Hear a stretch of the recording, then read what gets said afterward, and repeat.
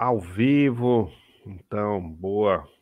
Obrigado, Pedro Caldas, por participar aí dessa live. Eu sou André Deac, professor de jornalismo e de cinema na ESPM, produtor também de audiovisual, e a gente vai bater um papo sobre sua trajetória e os projetos que você tem desenvolvido aí, Pedro. Opa, beleza, Tudo. Deac? Bom Você está dia. em Portugal, certo? Certo, estou aqui em Portugal, um pouco mais tarde que aí. E, e Conta um aí, tudo pouco bom? aí. Muito Tudo legal estar bem, aqui de cara? novo contigo. Conta um pouquinho desse início teu aí, a gente tá falando com estudantes também, né? Então é legal saber como é que você foi parar aí nesse lugar. Ah, legal. Então, eu tô com 43 anos, né? Sim, então já trabalho no audiovisual desde 98, comecei com 18 anos, então Você se formou em audiovisual mesmo? me formei em cinema, fiz faculdade de cinema. Aonde? Eu, Aqui em São na Paulo? FAAP, Na é, FAAP. na FAAP, me formei em cinema lá em 2002.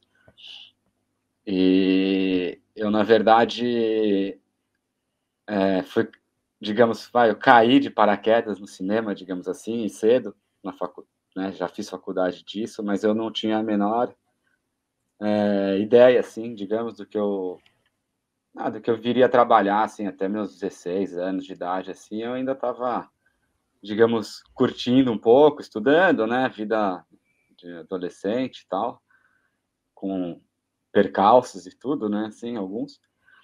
E, e eu, assim, nunca fui, assim, um aluno exemplar, também nunca fui terrível, digamos assim, mas eu era mais da... gostava de curtir, né? Então, sei lá, era um pouco bagunceiro, vai, como se dizia na época. E, então, acabei sendo reprovado na escola e tal, e minha mãe, duas vezes, inclusive, né? E aí minha mãe me incentivou a procurar alguma coisa, algum trabalho, tal, isso no terceiro ano colegial. Eu já tinha tido experiências com trabalho, assim, mas com padrasto, tio e tal, né, em férias, assim, para levantar um troco, mas não tinha trabalhado, né, não tinha a menor ideia do que eu queria fazer, do que eu poderia fazer, assim, e não foi minha mãe foi um convite mais, fez um convite assertivo, assim, né, e eu não tinha muita opção. E nisso eu tenho um amigo, né, que na verdade é um amigo da minha mãe, que trabalhava com cinema, trabalhava com produção executiva, uma produtora que chamava Croma, na época, né, era uma produtora bem grande, que nos anos 90, assim, fazia trabalhos muito grandes, e Dorico Mendes, Carlos Mendes, e estava numa fase já, assim, já não tinha tantos trabalhos e tal, a produtora era grande, mas estava num momento difícil. O, por algumas questões, né, na época deles lá, que enfim, não vem o caso. E aí, e aí eu fui conversar com esse amigo da minha mãe, meu padrasto, padrinho, desculpa, padrinho, sempre confundo isso. Meu padrinho também, e ele falou, legal, vem fazer um estágio aqui, ah, vamos ver, né, sente, vem um dia, né, na verdade é sempre assim, né, vocês nunca falam, vem trabalhar, falam, beleza, vem aqui um dia, né, faz uma experiência, sente e tal. E aí eu fui numa diária de filmagem, né, nesse dia, eu lembro até era de um comercial de uns bonequinhos do Looney Tunes, cartoons, uma coisa assim, em 35 mm na época ainda, né, e cheguei lá às 7 horas da manhã no estúdio, é aquela movimentação, equipamento descendo para o estúdio grande, equipamento descendo, aí maquiagem, figurino, não sei o quê, aquela Já confusão. era 35 mm, já era uma produção Era grande, era um profissional, comercial né? de TV, É. descarregando o caminhão de equipamento e tal. E, e eu, nesse dia, assim, eu lembro, assim, uma diária um pouco confusa foi para mim, né? Assim, E também no geral, antigamente se trabalhava muito, então eu cheguei 7 horas da manhã e fui embora às 7 horas da manhã do dia seguinte, né, assim, então para mim aquilo foi um pouco maluco, mas eu gostei, assim, gostei das pessoas, gostei do clima e falei: "Não, aqui acho que eu consigo, não sei, eu me encaixo bem aqui nesse exército de gente, cada um de um jeito e tal, assim". E a partir daí eu gostei, fiquei trabalhando há muito tempo com a Mônica, que era a produtora na época, fiquei 1 ano trabalhando com ela, foi muito legal, aprendi muito na Croma. E gostei, isso trabalhando com produção, né, então, produção de publicidade, videoclipe, várias coisas, e tudo na época ainda 35 milímetros, quase nada de efeito visual, né, o 3D, essas coisas, não estava ainda caminhando no início, né. E então, tinha muito pack shot, né, pack shot é cena de produto, né, então é aquele final da propaganda geralmente, então tem um comercial de refrigerante, por exemplo, aí tinha o comercial normal e no final sempre tinha aquele lance, o refrigerante caindo na água e voando, aquelas gotas. Até hoje é assim, né, a cena do produto, né, assim, o produto é quase metade do tempo da diária era para filmar aquele lance do produtinho parado, sempre tinha que ter alguma coisinha acontecendo e tal. E nessa época, assim, era tudo feito na hora, né, eram coisas que tinha que acontecer para valer ali, não tinha como retocar, ficar, você até tinha na época o telecine, você mexia cor, mexia uma ou outra coisinha, mas era muito difícil, né, muito caro para você retocar. Então, me divertia e curti esse tempo, assim, de esses as cenas doidas, o refrigerante caindo no balde de gelo, aí joga verniz, depois borrifa água para ficar gotinha, todos esses efeitos, assim, eu curtia isso, assim, e fiquei esse ano praticamente fazendo produção com esse dessas propagandas e tal, era divertido. Mas, enfim, a Croma estava num momento difícil e eu também já não estava, já achava que já tinha aprendido bastante, mas queria, enfim, comecei a conhecer mais pessoas e ver que era um universo que eu não conhecia até então, caí de paraquedas lá e não tinha a menor ideia do mercado audiovisual, a menor ideia do, assim, gostava de assistir filmes, né, via filme, mas assim, que nem qualquer pessoa, não tinha a menor noção, assim, de como que aquilo acontecia. Ó, só um cuidado no microfone aí, Pedro. Tá Desculpa, dando. Dé. Mas então aí eu vi que, sei lá, achei que eu podia conhecer outras pessoas e trilhar outros caminhos. E aí nessa eu fui falar com um conhecido da O2, na produtora, e aí comecei a trabalhar lá também com o Daniel Mendes, que era um produtor, e fiquei 4 anos também lá trabalhando como produtor, então de publicidade, a mesma coisa, né? Correria, equipe e tal, mas aí num nível já digamos, profissional no máximo, assim, né, era também ainda em 35 milímetros, né, e 16, assim, foi acho que foi uma época que, nesses anos, né, entre 98 e 2005, que foi quando eu trabalhei com produção, e na O2, assim, entre indas e vindas, academia de filmes e tal, acho que foi uma época da publicidade, assim, tirando as histórias que eu escutava na Croma, de quando surgiu a publicidade mesmo no Brasil, e as filmagens, 35, aqueles comerciais de marca de cigarro e de bebida que tinha quando a gente era criança, que punha uns carros de Fórmula Indy para andar na neve, né? Tinha umas coisas assim que eram meio malucas e que orçamento, não existia orçamento, né? Era vai, filma e me passa a conta, né? Depois. E então o dinheiro era assim, jorrava, né, para poucas produções e poucas produtoras, né. Eu acho que esse ano, esses anos de 98, pouco antes até de eu entrar começar a trabalhar, né, mas até 2005, assim, acho que foi o uma época que teve muito, muito, muito, muito trabalho, né. O cinema nacional também estava ressurgindo, né, assim, nunca acabou de fato, mas estava começando a ter grandes produções de longa-metragem também, enfim, muita coisa sendo produzida também, não só de publicidade, mas de conteúdos de cinema e tal, documentários. Então foi uma época, acho que tinha também ainda ainda bastante dinheiro, assim, não eram tantas produtoras, tantas produções, tantas coisas, então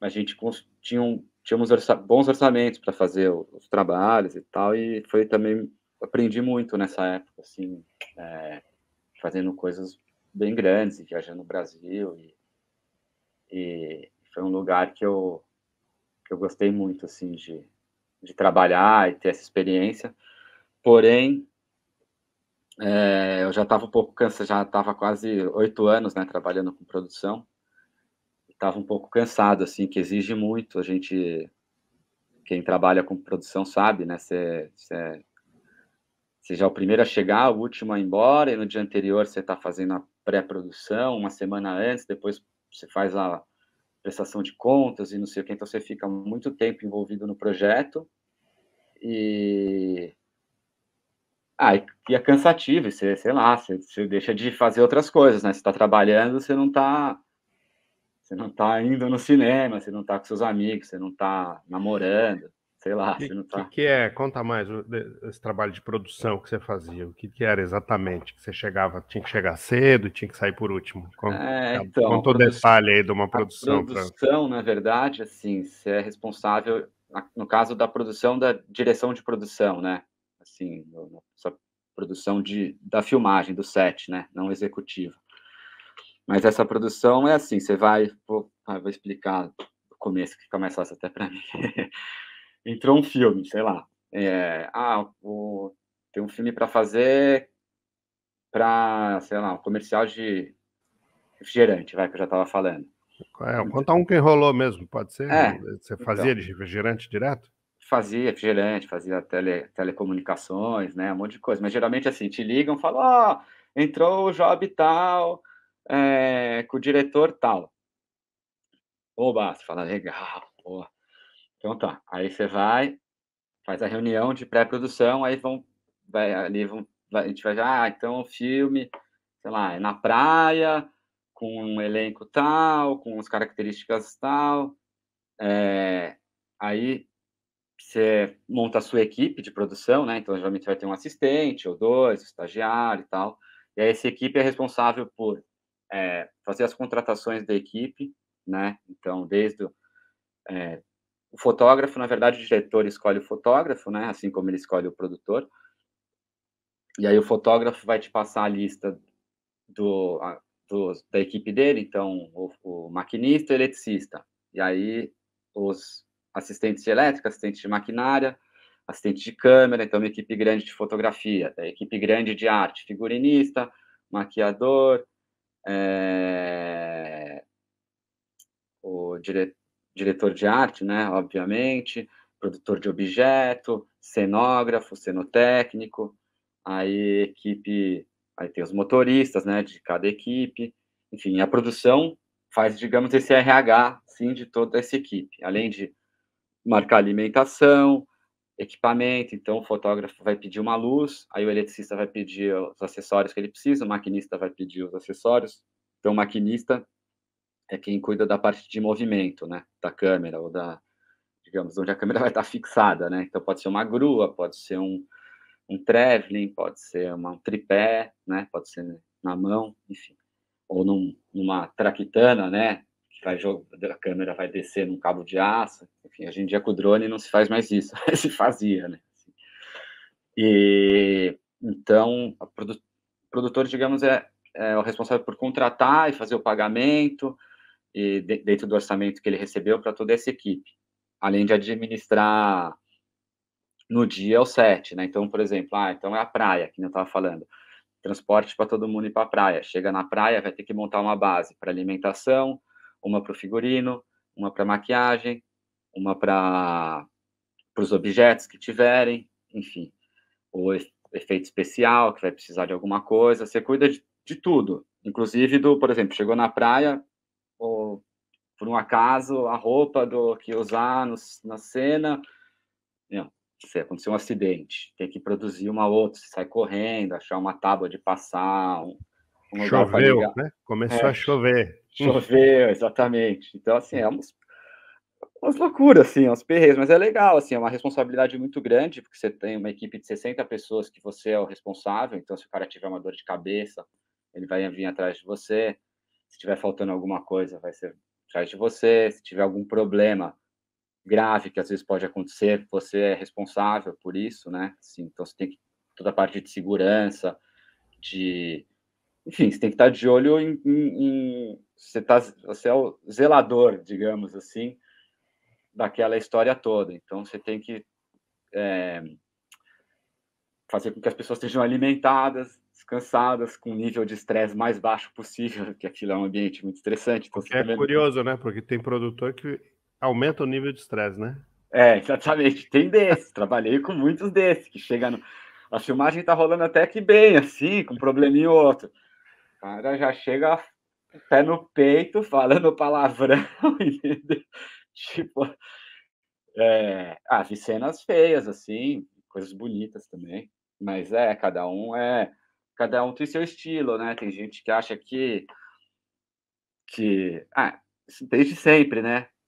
Tem general que achava que o jeito de pôr a tropa na linha era dando cacete. Tinha outro que era dando comida que o cara gostava. Sei lá, tem várias estratégias aí para você levar a história, mas é fato que é um. Você acha que ainda tem isso? A minha impressão é que o mercado ainda trabalha dentro dessa lógica que hoje a gente chama de assédio moral, quase, né? Assim, várias vezes chama de fato, mas você acha que Não, ainda rola tem. isso? Acho que rola sim. Assim, eu acho que, como em tudo, né, assim, na sociedade, está mudando muito, né, nesses últimos tempos. Então, acho que a gente vem, digamos, cada vez mais fazendo uma autocrítica e olhando as coisas que acontecem, aquilo sendo divulgado também, aparece. Então, as pessoas acho que, às vezes, não que não sintam vontade de fazer, mas muitas vezes, hoje em dia, elas têm consciência de que aquilo não deve ser feito. Então, ela tenta respirar e tal, porque realmente, antigamente, você chegava no set xingando meia dúzia, falando besteira, palavrão, ninguém ia fazer nada, não ia acontecer nada. Hoje em dia, não sei, alguém pode te filmar, por exemplo, ou pode te processar, e isso vira uma coisa pública e as pessoas podem acabar perdendo trabalhos e tal. Então, acho que é uma coisa, não é uma coisa, não é uma consciência que veio por uma educação, digamos, moral ou sei lá, não é uma questão Veio pelo ética. medo também, né? Mas por isso, porque realmente não sei, eu acho que não tem, cada vez tem menos espaço para esse tipo de atitude, né, assim. Bom, E mas tomara imagino que não que acabe, né, essas coisas um dia, quem sabe. eu que te conheço, seu estilo não era esse, né, cara? Você era mais Não, era do amor, bonzinho. né? Não, era bonzinho, meu. Eu até sofria muito por isso, porque tudo vinha parar em mim, assim, porque não, vou pedir pro Pedrinho que ele é mais tranquilo. Ele entende. Não vou pedir pro diretor, que o diretor. Não, e eu entendia mesmo, porque o que eu queria era que a filmagem acabasse mais rápido, da melhor maneira possível. Então, meu, você precisa disso? Vamos resolver. Não é, mas como você esqueceu? Era sua obrigação. Depois, acabar a filmagem, até posso falar, ô brother, na próxima aí, faz um checklist aí, não esquece, tal, mas não adianta na hora Tipo, ali. tipo o quê? Que a pessoa esquecia? Sei lá, dá um exemplo aí. Tipo, sei lá, um exemplo, sei lá, a camareira esqueceu o ferro de passar. Não sei, você tá no meio do filmando lá nas dunas, não sei aonde, entendeu? Precisa arrumar um ferro. Você precisa arrumar um ferro. Aí tem produtor que vai virar para ela e falar: "Pô, como é que pode? Que competente, você não sei o quê". Vai fazer maior escarcéu ali na hora. Realmente você fica nervoso, fala: "Puta, né, tem que ir, né, tal, não sei o quê", desculpa o palavrão. "Tem que ir, tal, não sei o quê".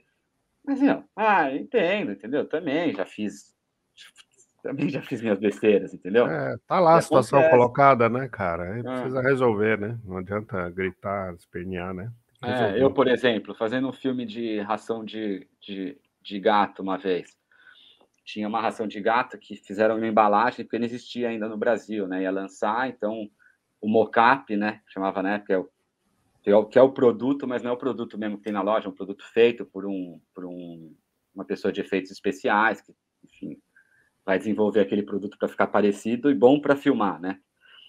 Desde um hambúrguer até um pacote de ração de gato, digamos. E aí era o único pacote e tal, e eu precisava pegar ele e levar na loja de tinta, né? Então isso também, né? A gente cuida dessa parte de produção, faz a cenografia, tal. Então vai pintar o estúdio, não é a gente que decide nada, mas a gente que compra tudo. Né? Então assim, e aí eu tinha que ir lá na loja de tinta, pum, cheguei, peguei o carro, fui na loja de tinta. Ai, cadê o saco? O que eu fiz com o saco? Tal, não sei o que, não acho o saco, já tava. Ai, meu Deus, cadê? Devo ter deixado na produtora. Aí voltei. Na hora que eu vou estacionar o carro onde eu tava, eu vejo ração de gato, assim, pelo chão, assim, espalhado, no meio da rua, assim. Eu tinha posto em cima do Pô, carro e saiu andando. e saí andando. E Aí era um nessas. mocap, não era. É, E aí? não, aí Aí toca ali. estragou o Aí, negócio? como eu era o produtor, eu já resolvo ali eu mesmo, já, né? Mas dá vontade de chorar na hora você fala, meu, tudo correndo, já sem tempo. Mas aí peguei um pedaço que eu achei no chão do saco da ração, levei para a loja de tinta para fazer, já liguei para o cara do efeito especial, lógico, tudo tem um custo, né? Né? Não é de graça, mas Fazer. precisamos tal. Ele ia fazer de qualquer jeito mais alguns para filmagem, porque nunca tem um só, né? Então, assim, ia ter mais alguns e tal, consegui resolver, mas assim, eu tô falando porque assim, todo mundo comete erro, entendeu? O camareiro, o produtor, o diretor também, várias vezes, tá lá no filme, filma tudo, na hora que vai ver no telecine, na época que era em negativo, pô, tem uma sombra de alguma coisa ali, entendeu? A diretor de fotografia também erra, todo mundo erra, assistente de câmera, quantas vezes também época de negativo, vai um pelo no meio do filme, assim, entendeu? Não, normal, faz parte de qualquer, acho que de qualquer ofício, né? Assim, o que a gente tem que ter é tranquilidade para resolver as coisas, só. Assim, o que dá para ser resolvido, o que não dá, às vezes, você lamenta Pois é. e vai para a próxima.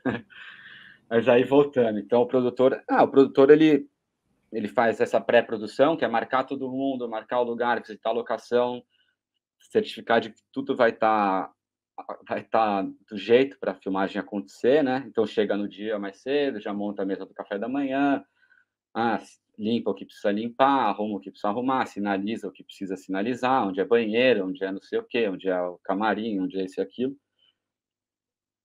E aí no dia da filmagem, enfim, tá presente, né? Tem que estar presente no set para resolver as coisas que vão acontecendo, mas acaba sendo, se tá tudo bem produzido e tudo no jeito, no dia, enquanto o set está acontecendo, é mais ir ali administrando e fazendo a coisa acontecer, né? E aí termina a filmagem, aí tem desprodução, então guarda tudo, tal. O produtor tá lá também para encerrar, né? A locação, ou estúdio, ou o que for. Aí volta para casa e daí o filme vai para finalização, né? Sai do departamento dele, digamos assim, né? Vai para pós.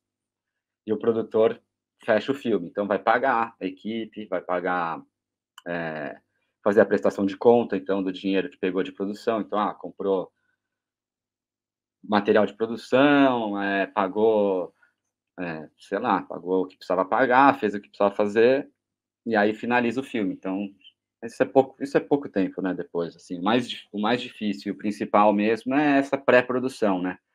O dia também, lógico, né, certificar de que as coisas vão acontecer bem e que você está presente ali para resolver e ajudar no que precisar. Mas essa pré-produção é o principal, né, do trabalho do produtor, que é ter tudo ali redondinho para a hora que for dar a ação, né. E e aí, bom, aí eu fiquei muito tempo trabalhando com isso, mas veio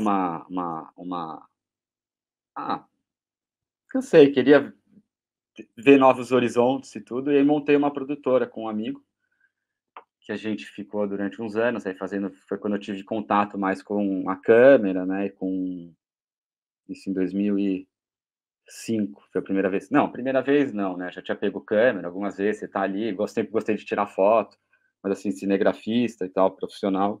Comecei ali em 2005, aí fiquei um tempo fazendo videoclipe, fazendo institucional nessa empresa com um camarada, ficamos eu, o Ivan e o Gabriel Ranzani, ficamos 5 anos. A produtora ainda tem, né, esse meu amigo ainda tem a produtora, eu saí, ele continua, mas eu Gostei também, foi uma outra fase que eu aprendi fiquei mais na parte de edição, filmagem e tal, aprendi um pouco, digamos, ser um cameraman ou um movie maker, sei lá, uma pessoa que filma e edita o que filmou, assim, então fazia making of de evento, fazia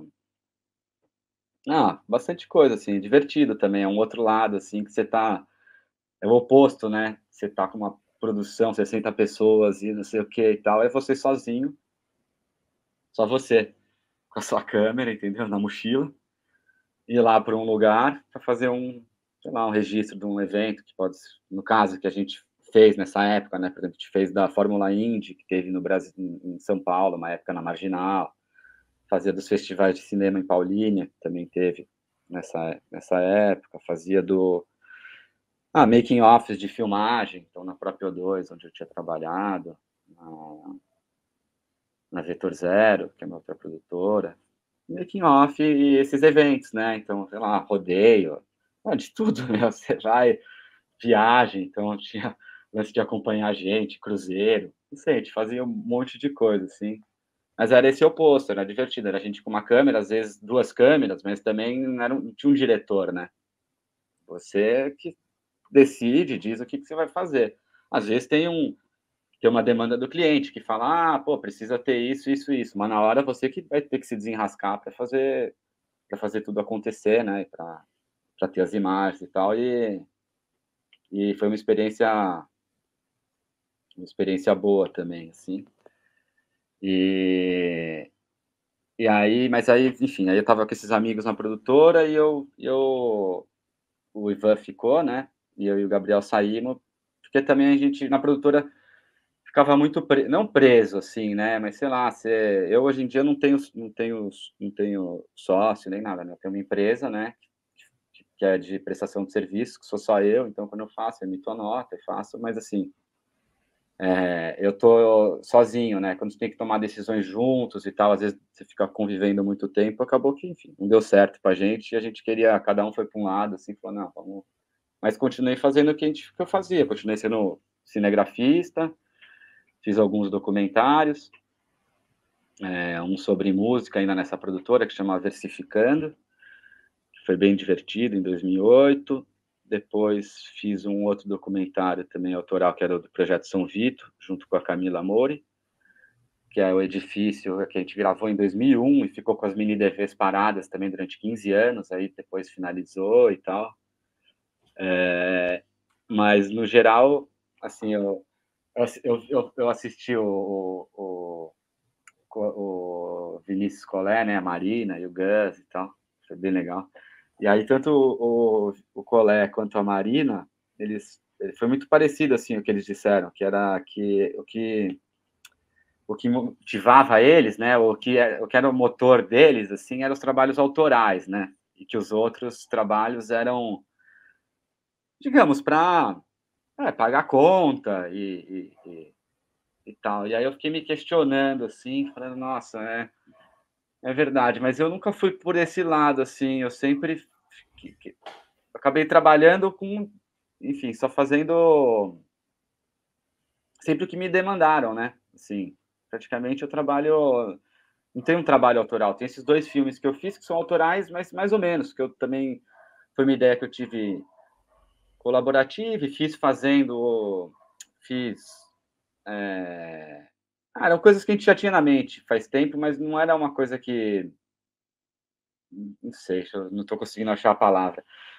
Mas eu não sei, eu fiquei pensando mesmo e admirado, né, com eles, assim, com essa força e tal, né, de fazer as coisas além do que você já tem que fazer normalmente, assim, você ainda investir o seu tempo numa coisa que já te demanda muito tempo, assim, e eu nunca consegui fazer isso, assim. Fiquei até pensando, eu tinha que me esforçar nesse lado, assim, porque falei: Mas "Pô". fala dos 2 projetos aí que você falou, que é mais ou menos autoral, conta aí um pouco deles. Um filme que chama Versificando, que é sobre a música de improviso, né, então o repente, o coco, o hip hop freestyle, né, o rap de freestyle. No samba também tem o Partido Alto, e tem isso tudo em São Paulo, né? E o Cururu, que é uma moda de viola, mas é viola em desafio também, né? Que é da região de Piracicaba ali e tal. E aí nesse filme a gente tentou fazer um registro mesmo, assim, um raio-x quase, de como que em 2008, quando foi realizado o filme, estava a cena. Então falamos com muita gente, assim, desses três, do samba, do rap, da cultura mais do norte e nordeste. E, e aí, foi muito divertido, assim, era uma época também que estava surgindo, né? Hoje em dia o rap, o freestyle é muito mais difundido e tem muitas batalhas, acho que em toda cidadezinha, ou em qualquer lugar, acho que tem gente fazendo batalha de freestyle, né? Assim, cresceu muito, tem alguns projetos bem grandes e tal, mas na época era uma coisa muito pequena, que tinha ali na Santa Cruz, em São Paulo, e tinha em 3 lugares, tinha também a Rinha dos MCs, que quem organizava era o DJ Dandan e o Criolo, né? Na época, Criolo Doido. E foi divertido, a gente entrevistou a Emicida bem ali no começo, antes de lançar o disco, o Criolo também, convivi bastante com ele nessa época, e o Taíde, enfim, várias pessoas do hip hop, assim, no samba também, muita gente, do samba da vela, o samba da feira, que também era outra coisa que na época tinha muito e continuou, né? Assim, uma coisa que não acabou e só aumentou, né? Os saraus, roda de samba, né? Assim, acho que a cidade de São Paulo nos anos 2000 ali, né? Até 2010 e hoje em dia continua, mas nessa época assim surgiu muita coisa assim, né? De iniciativas próprias da comunidade, né? Assim, nada vindo de fora, assim, né? Era tudo coisa sendo produzida de dentro para dentro, né? Então conheci o pessoal do Pagode da 27, que é lá do Grajaú também, que eu até frequentava ainda frequento, assim, quando tenho oportunidade. Mas que é um pessoal muito legal, assim, são iniciativas que criaram espaços dentro da cidade que não existiam, né, que eram abandonados e violentos e degradados, né, e a partir desses projetos e dessas iniciativas, enfim, se recuperaram pessoas e espaços, né, assim. E então também era uma coisa que estava muito efervescente na época. O Cururu, que vem do jongo, também da moda, ainda existe, e ainda tem hoje em dia, mas é uma coisa que a gente descobriu na pesquisa e quis incluir no documentário, mas que infelizmente são tradições antigas, assim, né? Vem perdendo muito, sei lá, vem sendo esquecidas, né? Perdendo, vão sendo esquecidas, né? E pouca gente que continua relembrando e mantendo vivas essas tradições, né? Do interior e tal. Mas a gente ainda registrou alguns, foi também é um filme que chama Versificando, tem no YouTube, quem quiser assistir, é curto, tem 50 minutos, e para pra época, assim, e mesmo hoje em dia, assim, ele não ficou desatualizado, porque também são músicas, né, e cantorias e tal, então isso não envelhece. Mas, de qualquer forma, acho que se você for para São Paulo hoje e ver essa cena, como é que é hoje, 15 anos depois, é bem diferente, cresceu muito, né? Acho que, e algumas, infelizmente, estão minguando, mas está bem diferente. E o outro projeto foi um projeto que eu fiz com a Camila Amore, que é uma amiga minha que, na época, em 2001, trabalhava comigo na O2, e ela estava fazendo o TCC dela na ECA, cinema, ela fez cinema na USP, e ela teve a ideia de filmar o Treme Treme, que é o edifício São Vito, que era em frente ao Mercado Municipal de São Paulo. E na época eu fazia uns videoclipes de rap e tal, eu trabalhava com produção, né, na O2 e tal, mas fazia as produções underground também, fazia umas coisas bem bem underground. E aí ela, conversando com ela, ela falou, você não quer produzir o filme pra mim, não sei o quê? Eu falei, legal, bora, vamos lá. E aí fomos conhecer o edifício, né? Assim, conhecer por dentro, né? Por fora a gente a maioria das pessoas conhece quem já foi no mercado municipal, hoje em dia foi demolido, né, na gestão Kassab. Mas enfim, quem andou no centro nos anos 10 ou até antes disso, né, o prédio foi construído em 56, se não me engano, era um prédio gigantesco, né, foi considerado o maior cortiço vertical da América Latina, né, moravam 3.000 pessoas dentro do prédio. E a gente entrou lá, ficou 3 meses só sem câmera, sem nada, só conversando com as pessoas para conhecer as pessoas e ganhar a confiança das pessoas para conseguir filmar lá.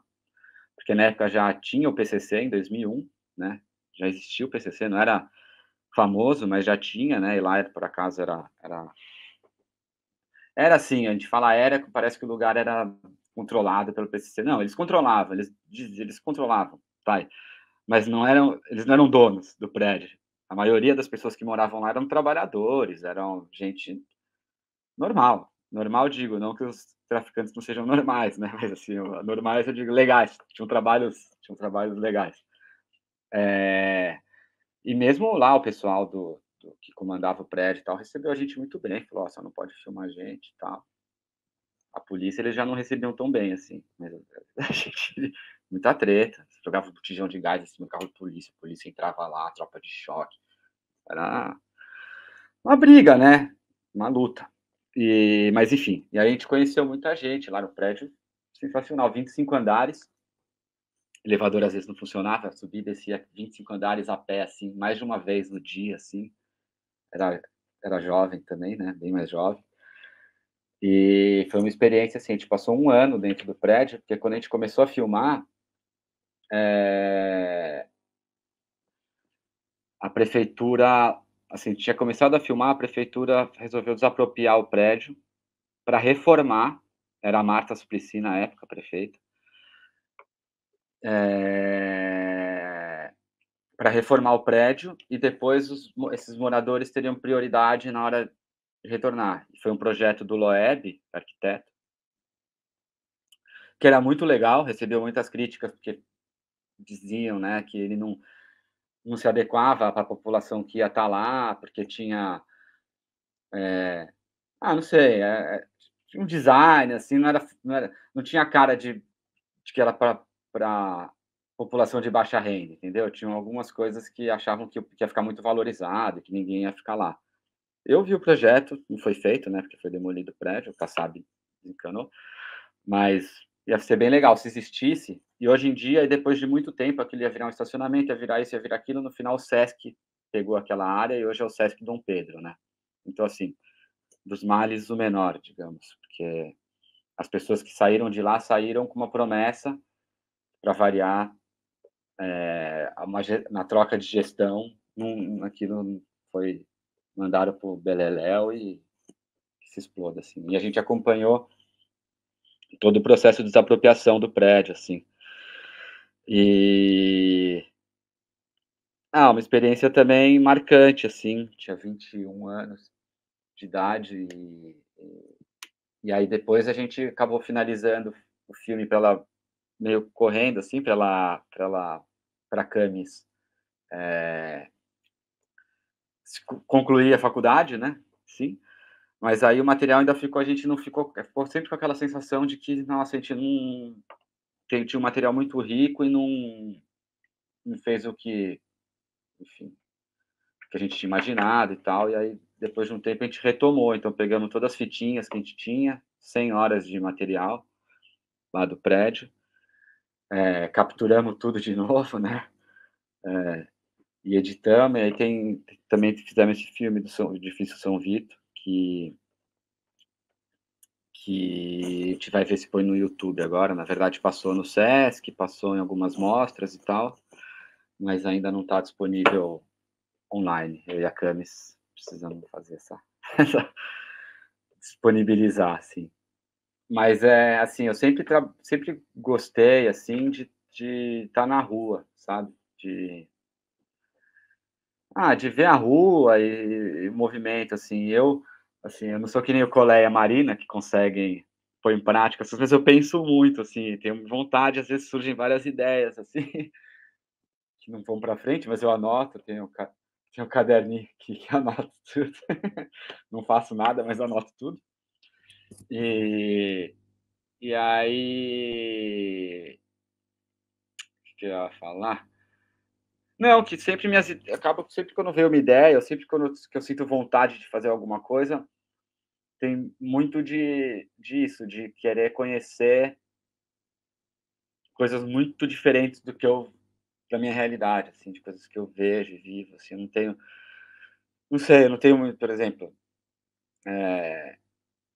meu pai também é músico, né, vibrafonista e tal, assim, eu sempre gostei de música, assim, via ele tocar desde pequeno, baterista, e tal, ia nos shows, Heartbreakers, né, ele tocava no Heartbreakers, foi professor da ULM muitos anos, eu sempre vi ele tocar, assim, sempre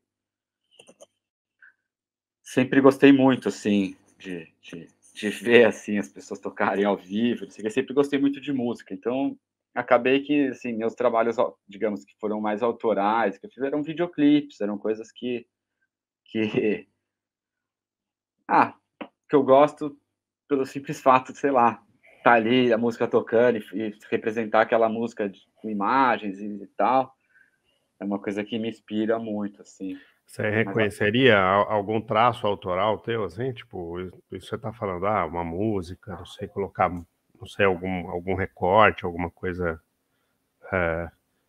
ah, que do seja meu, sua, assim, do seu gosto, que você do meu gosto. imprime nos seus Sim, trabalhos.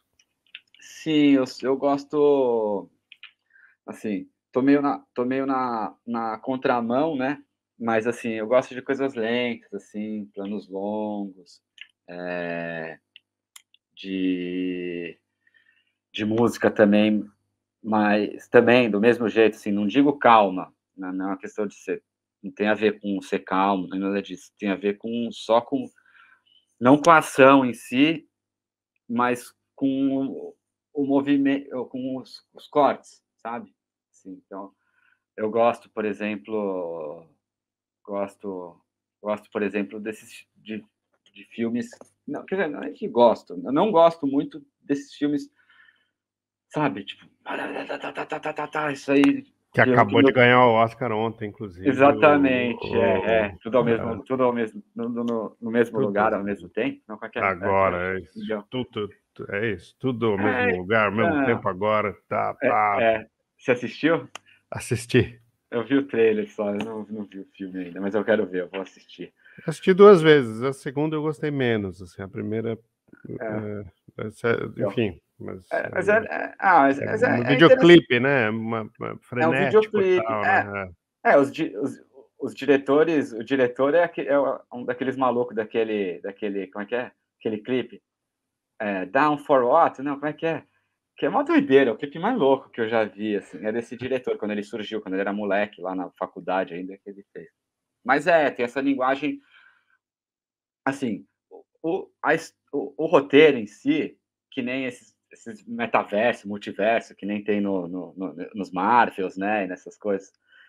É legal, né, você pensar assim e tal. Mas, nesse caso desse filme ou desses filmes, não tem como fazer de outro jeito, né.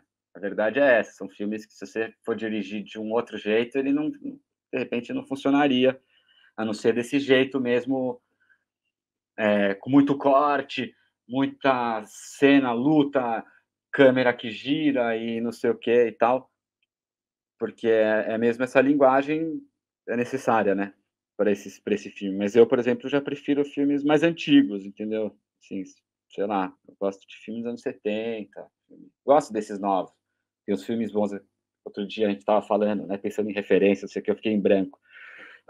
Mas, por exemplo, um filme que eu acho muito bom e que, assim, seria, se eu fosse fazer um filme que eu queria ter feito, vai, pensando assim, tipo aquele Roma, sabe qual que é? Roma, mexicano, acho que ganhou o Oscar também, não ganhou? ganhou de filme estrangeiro. Meu, eu paradão, mas a cena em si, a composição dos quadros, as coisas que estão acontecendo na tela é muita informação, às vezes, em algumas horas, saca? Tipo, são planos, assim, quase épicos. Tá chegando o carro, tem muita gente, tipo, figuração, assim, tem muita gente, um ônibus chegando no fundo, um não sei o quê. Tá uma confusão acontecendo, mas a câmera tá meio de longe parada, assim, você tá meio vendo tudo, sabe? Assim, não sei, mas é uma coisa pessoal, não tem, né? Não vou dizer que é melhor, que é pior, mas assim, eu gosto mais desses filmes assim que você vê e fica pensando e tal. Tem um outro que é nessa onda também, que é um filme colombiano, que eu esqueci o nome agora, mas que também é preto e branco. Bom, enfim, sei lá, que é mais recente, né? Eu ia tentar trazer um filme mais novo, mas esqueci o nome agora. Mas assim, mas eu também não, que eu ia falar lá desse negócio autoral e tal. Quando eu parei de trabalhar com produção, é porque eu achava que a minha vida estava muito corrida, eu não tinha tempo para fazer coisas normais, entendeu? Tipo, ir comer na casa da minha avó, sei lá, saca? Tipo, e aí que eu dei uma desacelerada, assim. Desde então eu venho desacelerando um pouco mais, e eu descobri outras coisas nesse meio do caminho. Então, abelhas, adoro abelhas, criava abelha e tal. Assim, uma coisa que eu gosto. Plantas, gosto de plantar, ver a plantinha crescer, tirar o mato em volta delas, e podar uma árvore, entendeu? Limpar uma árvore.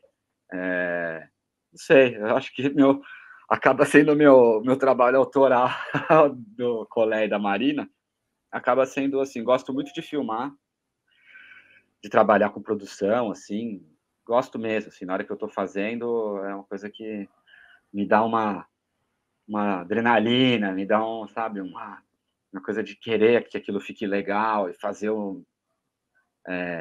sei lá, qualquer coisa que seja, assim, né? Qualquer trabalho, pode ser um making off, um documentário, de produção, que eu esteja fazendo isso aqui. Eu gosto daquilo, assim.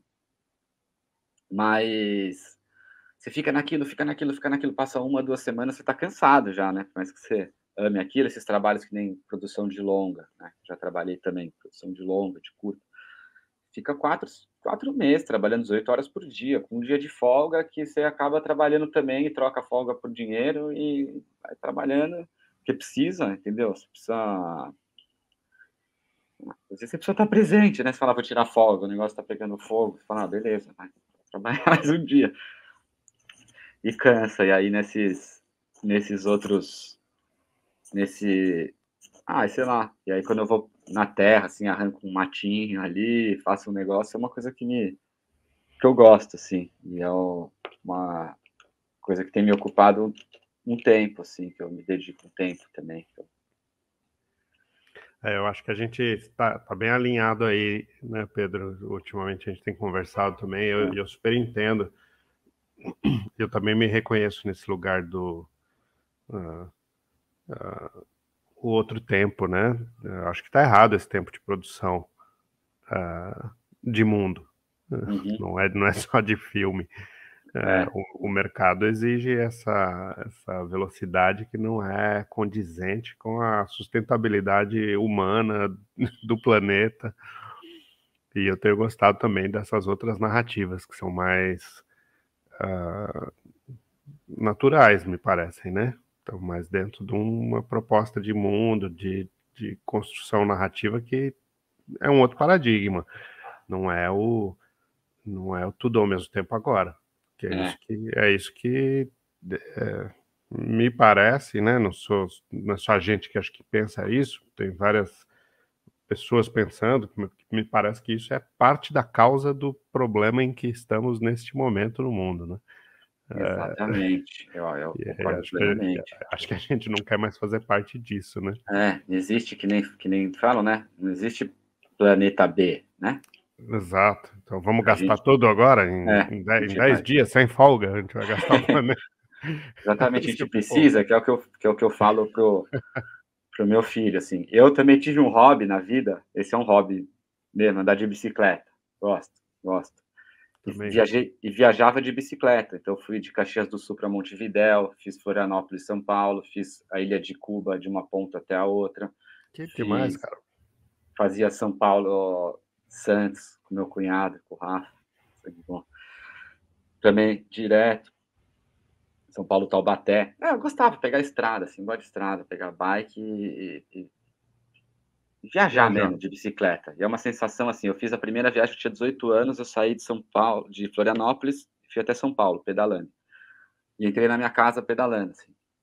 E a sensação nesse dia, assim, foi, posso fazer qualquer coisa. Entendeu? Eu entrei em casa e falei, qualquer coisa que eu quiser fazer, eu faço, assim, é libertador. E Eu aí, também compartilho. A bicicleta tem uma coisa... É você, né? É o seu músculo ali, não tem nada te empurrando, a não ser você mesmo. Às vezes o vento, ou te empurrando ou te freando. Ou te freando. Na estrada você percebe duas coisas quando você viaja. Uma, não existe plano. É. Não existe. Você tá subindo ou descendo, assim. Você nunca tá no plano, assim. Quase impossível. A não ser que você esteja de bicicleta na Paulista. Acho que é o único lugar. Ou ali no Tamanduateí ali. Mesmo a Paulista não é plana. Eu que É. ando ali. Então. Ela parece que é, mas tem uma subidinha ali para direção paraíso.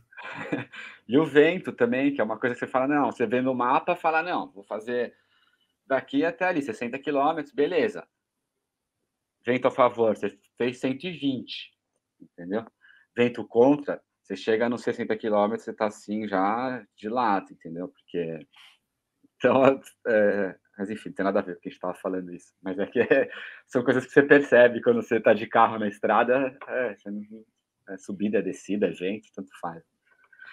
Mas aí uma coisa que, não nesse assunto que a gente estava falando, falar só um bocadinho disso para depois falar do projeto, da Verita. Bora lá.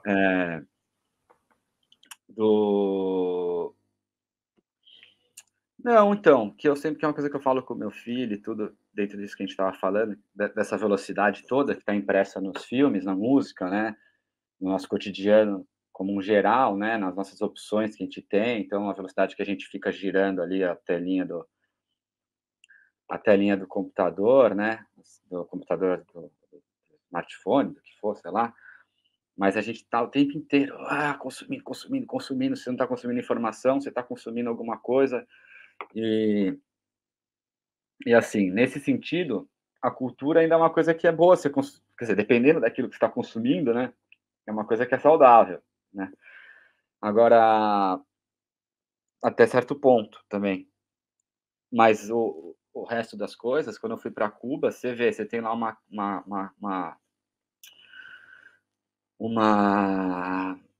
livreta, né, um livrete lá, esqueci o nome que eles têm daqui, enfim. Mas você tem lá umas doses, né, você vai lá no armazém e pega lá 3 quilos de arroz, 3 quilos de não sei o quê, e não tem a marca, entendeu? Se o arroz é esse, o arroz é aquele, se é o sabão é esse ou aquele. Não estou falando que é o melhor nem o pior. O que eu quero dizer é que, assim, a gente gasta muita energia e muito tempo competindo, sendo que se a gente, em vez de competir, em vez de ser uma sociedade, isso é utópico aquilo, óbvio, mas em vez de ser uma sociedade capitalista, que, né, e cada vez mais com pensamento liberal e não sei o quê, de competição, meritocracia e isso e aquilo, se fosse um sistema colaborativo, imagina onde a gente poderia estar hoje, né? Assim, falam, não, é a competição que faz com que a coisa se desenvolva, isso aqui para mim isso é uma besteira. Podem brigar comigo até, mas eu acho que isso é uma besteira, acho que a gente produz feliz, entendeu? Para começar, bem. Mas, assim, se a gente colaborasse, se a tecnologia fosse democratizada, se as coisas fossem todas... não precisava ter 10 marcas de shampoo, bastava ter um que fosse o melhor, saca? Assim, é uma viagem que eu estou falando, mas carro, não precisava ter 500 modelos de carro para poluir, não sei o quê, bastava ter um que fosse bom e que todo mundo tivesse acesso, entendeu? Enfim, mas aqui eu já... mas eu acho que é isso, que a gente tem que mais colaborar um com os outros, e o mundo precisa que a gente ajude, tanto entre a gente quanto a gente como organismo de um planeta. Então a gente não tem que competir com a Terra, entendeu? A gente tem que colaborar com a Terra. Mas deixa para outro papo, outro dia. Dá para falar muito sobre isso. Mas, de qualquer forma, não, mas é muito legal, né? E aí, a partir de, para chegar, né, onde eu queria chegar.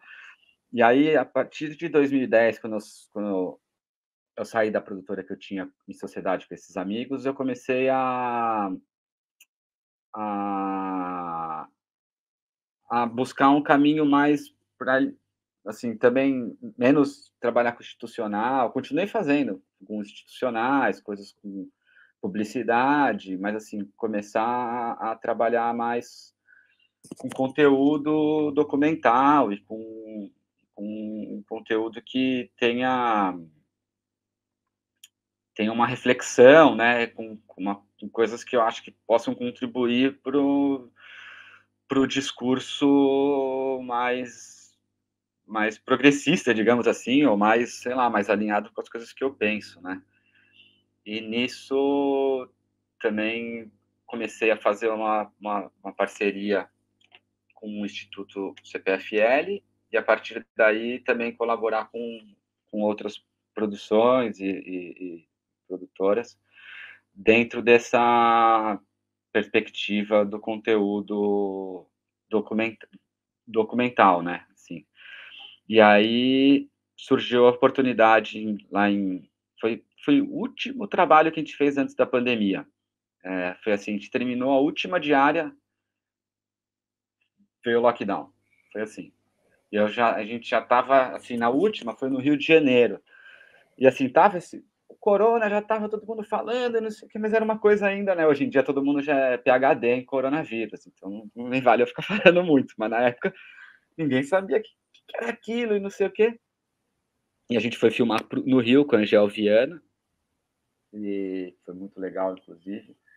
E a gente pegou o avião aquele dia já com uma sensação estranha, assim, porque ninguém tinha falado que não podia nem nada, a gente já tinha marcado faz tempo e tal, mas com uma sensação, assim, de será que eu devia estar fazendo isso? Não sei o quê. Mas, assim, foi um projeto que a gente conseguiu fazer, assim, nos últimos minutos, assim, e aí,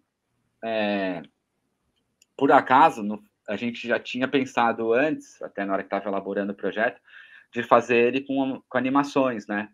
De ilustrar aqueles depoimentos. Então, a gente falou com o Angel Viana, com o Márcio Balas, enfim, com um monte de gente legal sobre vários assuntos.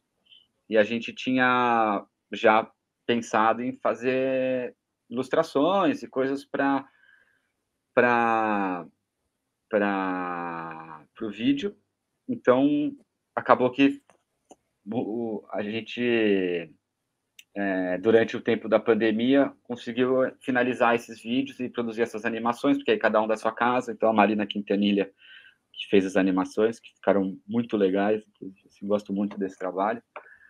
E foi até um alento, assim, uma coisa para esse começo de pandemia, assim, que a gente conseguiu se segurar, assim, e continuar ativo, né, trabalhando, fazendo alguma coisa. Então, a série são alguns episódios, né, uns mais curtos, que chama Formas do Pensar, e uns mais longos, que tem 15 minutos, que aí cada um tem um título separado, mas foi muito legal fazer esse projeto, assim, porque depois que você vê ele pronto, assim, que nem tá na mostra, você vê a diversidade, assim, a riqueza que a gente tem, assim, em vários campos, né? E a gente conversou, por exemplo, com a Marina, que é Rodando pela Vida, que foi muito legal, ela falando sobre capacitismo e tal, e a Angel Viana sobre dança, o Márcio Balas falando um pouco sobre o humor, vários assuntos de uma maneira o que eu gosto, assim, como documentarista, assim, até para ir chegando no final, e que eu gosto disso de documentar, de registrar, é porque eu sou muito curioso, né? Assim, sempre fui, desde pequena, muito curioso, curioso. Então eu gosto de ouvir as pessoas. Eu não gosto tanto de falar. Não me sinto tão bem aqui que nem a gente está aqui agora falando. Não que eu não me sinta bem, me sinto ótimo estar com você, mas não é uma coisa que eu, assim, eu para ser muito sincero, acho que não tenho muito para falar, assim, sabe? Mas eu gosto muito de ouvir. E, e desde pequeno eu sempre gostei muito de ouvir. Então, nesse projeto do São Vito, que eu estava falando, por exemplo, eu ia lá, e eram 3.000 pessoas ali dentro. Eu chegava lá de manhã, ficava, antes de entrar no prédio, já parava na vendinha. Tinha o seu Eduardo ali embaixo. Meu, ele me contava, ele era testemunho de Jeová, ele me contava da Bíblia. Eu ficava lá meia hora, uma hora quase ouvindo ele antes de entrar no prédio. Aí entrava na portaria, já trombava, mas sempre ouvindo e questionando, entendeu? Eu gosto de perguntar. Então eu ficava, tal. E às vezes, quando me perguntam, eu respondo, eu falo e tal, normal. Sim, mas eu gosto de perguntar. Então, Edu, tal, como é que é? Que Salomão, você estava falando de Salomão outro dia, me conta aí do reino dele e tal. Aí ele, não, porque Salomão, filho de Davi, não sei das quantas e tal. Aí chegava na portaria, e aí, meu, pô, ontem foi, né? Eu vi a polícia, pô, a polícia entrou aí, não sei o que, tá? Me conta aí como é que foi, fulano, ciclano e tal. Sou meio fofoqueiro, né, na verdade, eu gosto de ouvir fofoca. Mas, assim, então por isso que acho que eu me identifiquei bastante, assim, com essa área, assim, e eu gosto de ouvir e perguntar, então, para mim eu me sinto, é um lugar que eu me sinto confortável, assim. Eu gosto de ver também as coisas para um quadradinho, assim, de longe. Pô, Pedro, então deu nossa 1 hora de papo aí, te agradeço super, e Oh, foi ótimo te ver, te ouvir, te perguntar. Estamos juntos aí, muito legal te escutar também. Pode falar mais, viu? oh, valeu, maravilha. Pô, obrigadão, DEAC, mais uma vez. Agradecer também a Veritar, ao Instituto CPFL, a todos, são muitos, então não vou falar nominalmente, mas a todos aqueles que contribuíram para que essa mostra e esses filmes acontecessem. E é isso, vamos para a próxima. Obrigado demais, meu querido. Valeu. Obrigado você, DEAC. Tamo junto.